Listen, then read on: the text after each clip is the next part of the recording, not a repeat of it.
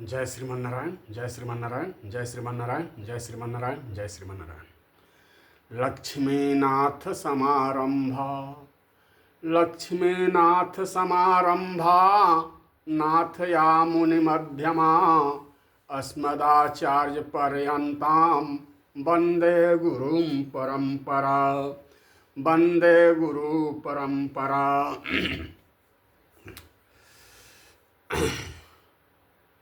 आज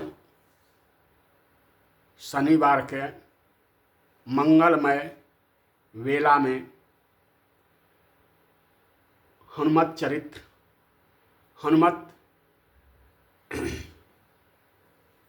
कथा के पावन प्रसंगों का निवेदन प्रभु की कृपा से किया जा रहा है। आज शनिवार और मंगलवार को हम लोग विशेष रूप से हनुमान जी की आराधना करते हैं और हनुमान चालीसा एवं सुंदरकांड का पाठ करते हैं। तो श्री हनुमान चालीसा की पावन पंक्तियों को केंद्र में रखकर श्री रामचरितमानस के पावन पंक्तियों को केंद्र में रखकर श्री हनुमान चालीसा के पावन पंक्तियों का निवेदन किया जा रहा है। लेकिन हनुमान जी की एक विशेषता है कि जब तक राम कथा न हो, राम का जस गान न हो, जहाँ राम की महिमा का बखान न हो, वहाँ वे आते ही नहीं हैं। चाहे कोई कितना भी उपाय कर ले, वहाँ वे आते ही नहीं हैं। और जहाँ राम कथा का वर्णन हो, जहाँ राम जस गायन हो, जहाँ राम जी की महिमा का बखान हो, वहाँ वे आ ही जाते हैं। जत्र जत्र रघुनाथ कीर्तनम तत्र तत्र कृतमस्तकांजलिम। वहाँ हनुमान जी पहुँच ही जाते हैं। क्या जामवंत जी जगाते रहे, जागे नहीं जागे, लेकिन जैसे ही कहा राम काज लगी तव अवतारा, हनुमान जी जागे ही नहीं। अब इतना जागे कि अंगद जी को, जामवंत जी को उन्हें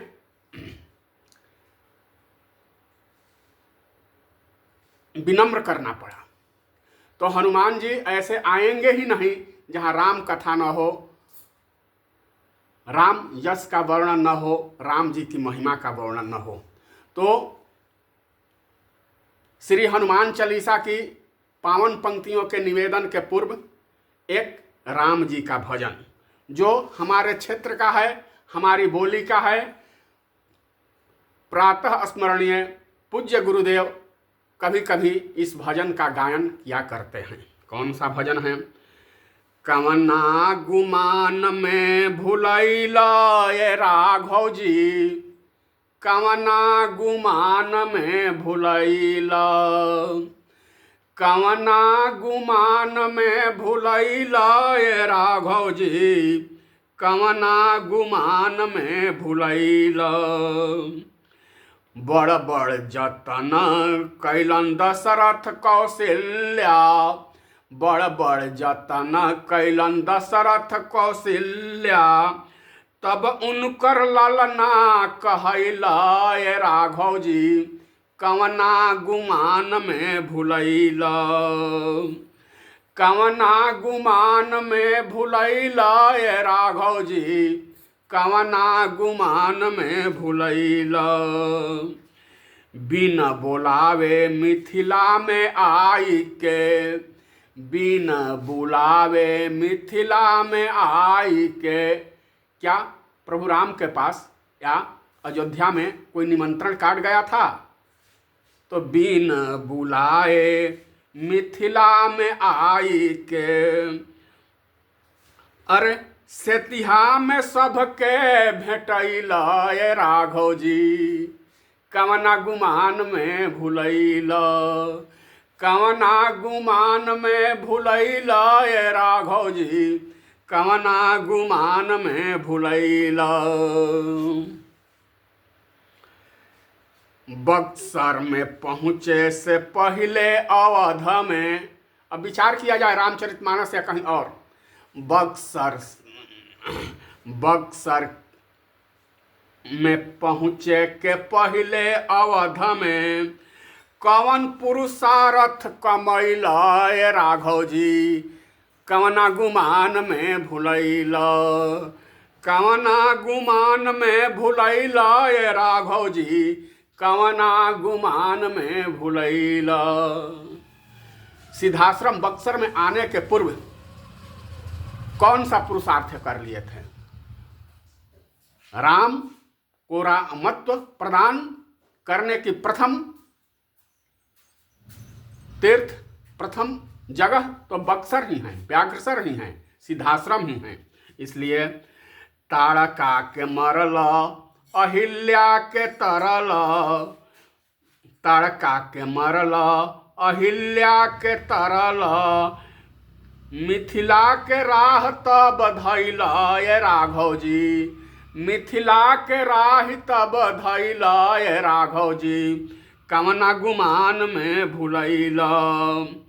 पहले तो मोहनी सुरतिया से ठगी ठगी, पहले तो मोहनी सुरतिया से ठगी ठगी, मिथिला सकल बस कैला ए राघव जी, कवना गुमान में भुलैला, कवना गुमान में भुलैला ए राघव जी, कवना गुमान में भुलैला।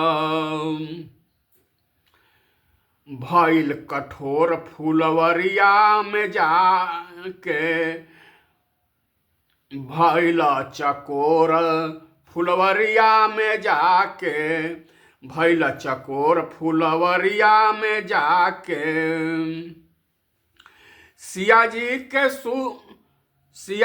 के सूरत पर ठगैला ए राघव जी, कवना गुमान में भुलैला, कवना गुमान में भुलैला ए राघव जी, कवना गुमान में भुलैला।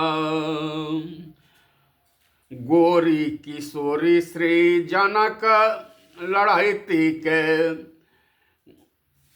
गोरी किशोरी श्री जनक लड़ैती के, छाया परत हरियैला ए राघव जी, छाया परत हरियैला ए राघव जी, कवना गुमान में भुलैला। सबका के बांधेला तू माया के बंधन में, सबके के बांधेला तू माया के बंधन में, मिथिला में आके बन्हैला ए राघव जी, कवना गुमान में भुलैला, कवना गुमान में भुलैला ए राघव जी, कवना गुमान में भुलैला।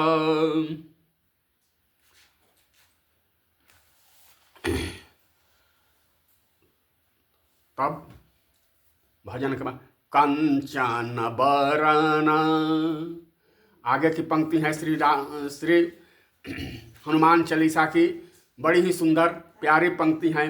कंचन बरन विराजे सुबेसा, कंचन बरन विराजे सुबेसा, कानन कुंडल कुंचित केसा, कंचन बरन। तो श्री हनुमान जी का स्वरूप कैसा है? कंचन वर्ण है। कैसा है?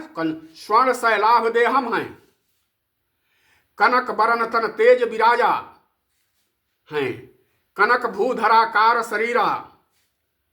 अब इनके स्वरूप का दर्शन किया जाए। क्या? राम जी ने श्री हनुमान जी को लंका भेजा, सीता अन्वेषण के क्रम में, सीता खोज के क्रम में श्री हनुमान जी को लंका भेजा। बानर सैनिकों के साथ अंगद जी के नेतृत्व में श्री हनुमान जी को लंका भेजा गया था। जिसमें जामवंत आदि सभी वीर वानर थे।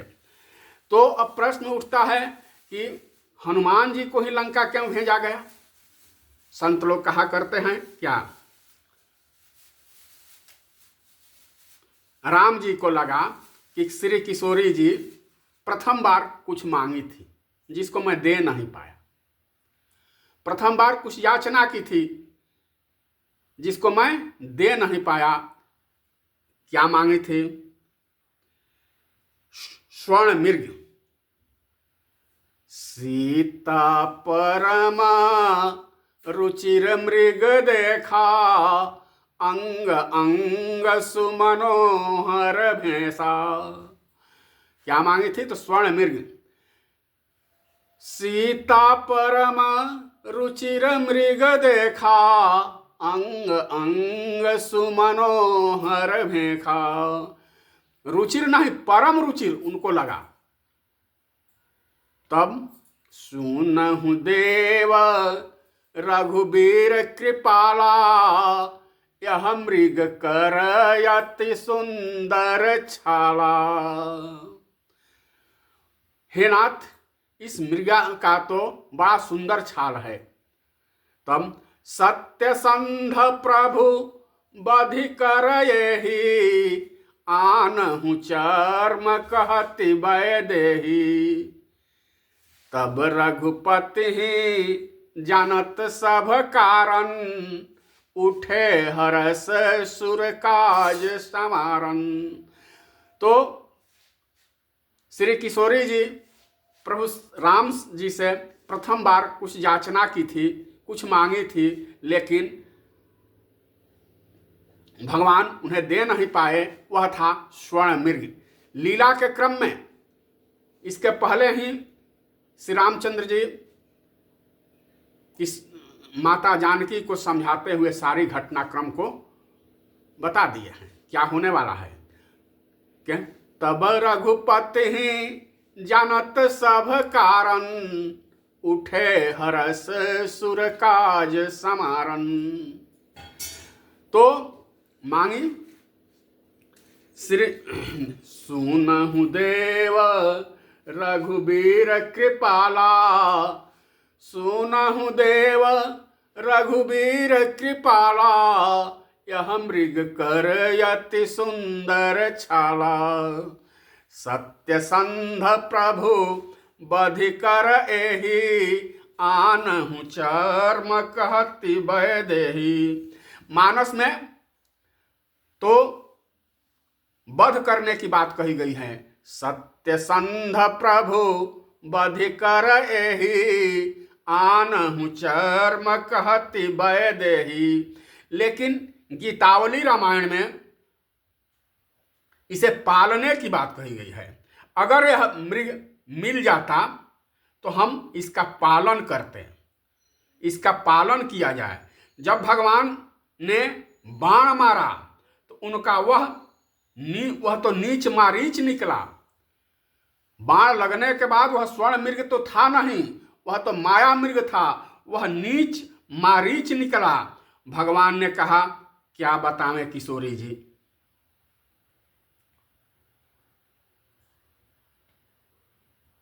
यह स्वर्ण मृग नहीं है।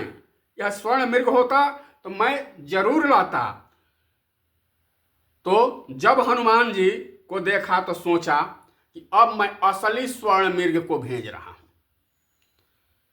अब मैं असली स्वर्ण मृग को भेज रहा हूं। वह स्वर्ण मृग तो मायाकृत था, नकली था। अब मैं असली स्वर्ण मृग को भेज रहा हूं। आप इनका पालन कीजिए, आप इनका पोषण कीजिए। हनुमान जी क्या हैं? स्वर्ण मृग हैं। स्वर्ण शैलाभ दे हम, कनक भूधराकार शरीरा, कनक बरन तन तेज विराजा। हनुमान जी का स्वरूप कैसा है? तो कंचन बरन विराजे सुबेशा, कंचन बरन विराजे सुबेशा। कानन कुंडल कुंचित केशा, कंचन वरण। सीते, जो मैं भेज रहा हूं मृग को, यही असली मृग है। हनुमान जी स्वर्ण मृग हैं। कैसे? बंदर को भी मृग कहते हैं, सखा मृग। कैसा मृग? तो सखा मृग। सखा मृग के बड़ी मनुसाई, सखा मृग के बड़ी मनुसाई। शाखा ते शाखा पर जाई, सखा मृग के बड़ मनुसाई। शाखा ते शाखा पर जाई। तो हनुमान जी क्या हैं? स्वर्ण मृग हैं, क्योंकि कंचन वर्ण हैं, हेम शैलाभ देहम हैं, कनक भूधराकार शरीरा है। तो कनक वर्ण तन तेज विराजा हैं। तन सीते, नकली जो स्वर्ण मृग था वह मर गया, लेकिन अब जो असली स्वर्ण मृग मैं भेज रहा हूं उसका पालन करो। इसलिए राम जी ने सीता अन्वेषण के लिए लंका में श्री हनुमान जी को भेजा। जानकी जी ने पूछा कि प्रभु, आप कह रहे हैं यह असली स्वर्ण मृग हैं, आपके बातों पर मेरा पूर्ण विश्वास है, थोड़ा भी संदेह नहीं है, थोड़ी भी भ्रम नहीं है, लेकिन स्वर्ण मृग की पहचान तो परीक्षण से होती है, तो इनकी परीक्षण किया जाए। सोने की अब विचार किया जाए, सोने की परीक्षा कैसे होती है। उसे तपाने के बाद ही सोने की परीक्षा होती है, उसे जलाने के बाद ही सोने की परीक्षा होती है। राम जी ने भेजा और कहा कि परीक्षा करके देख लीजिए कि यही असली स्वर्ण मृग है। जरा परीक्षण कर लिया जाए। कौन सी परीक्षा?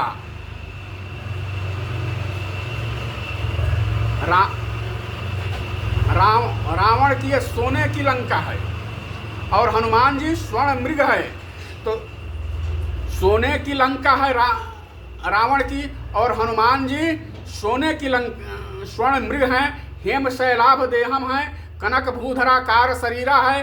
तो कौन असली सोना है? राम जी का जो ये दूत हनुमान जी हैं, ये असली सोना है कि लंका का जो नगरी है वह असली सोना है? इसका परीक्षण कैसे होगा? इसकी जांच कैसी होगी? तो जला करके अग्नि में प्रवेश करा करके परीक्षण कर लिया जाए। धन्य है वीर बजरंगबली हनुमान जी कि लंका को भस्म कर दिए। लंका को जलाने के बाद भी नकली सोने का जो लंका था वह भस्म हो गया, लेकिन श्री हनुमान जी को कुछ नहीं हुआ। तक कंचन बरन विराज सुबेसा, कानन कुंडल कुंचित केसा। अब हनुमान जी से किसी ने पूछा, क्या आप असली स्वर्ण मृग है? आप असली सोना है? कैसे? हनुमान जी ने कहा, देखो, सोने की लंका में कौन बैठा है? लंका तो सोने की है, लेकिन सोने की लंका में रावण बैठा है। तो रावण किसका प्रतीक है?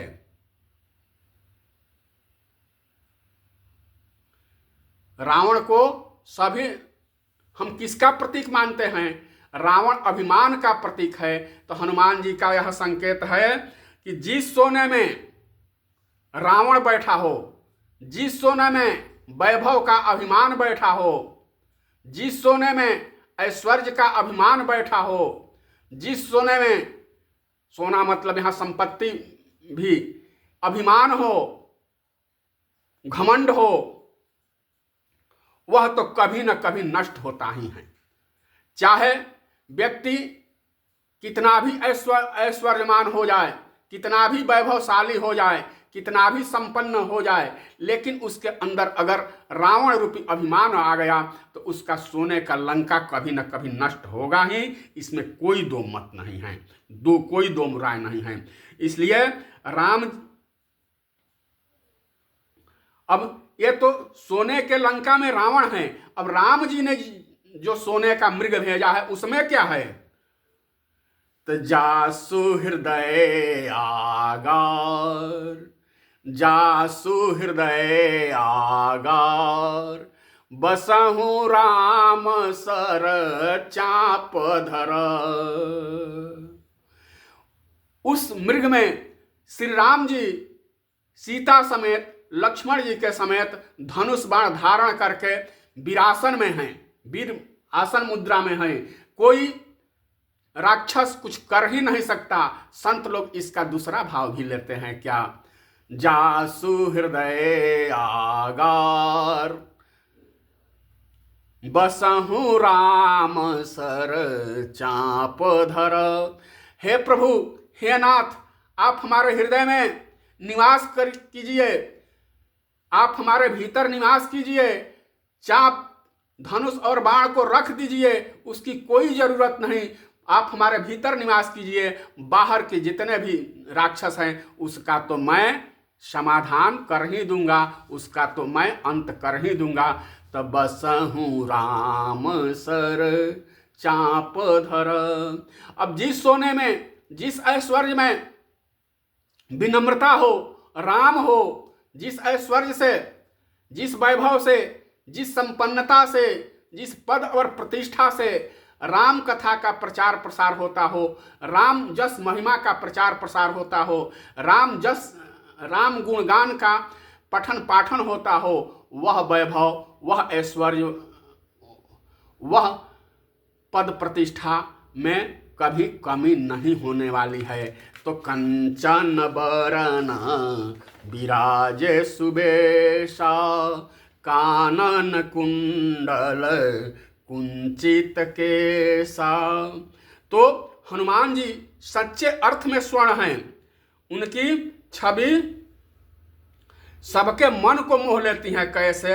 कंचन बरन विराजे सुबेशा, कानन कुंडल कुंचित केसा। अब कानन कुंडल कुंचित केसा, इस पावन पंक्ति पर विचार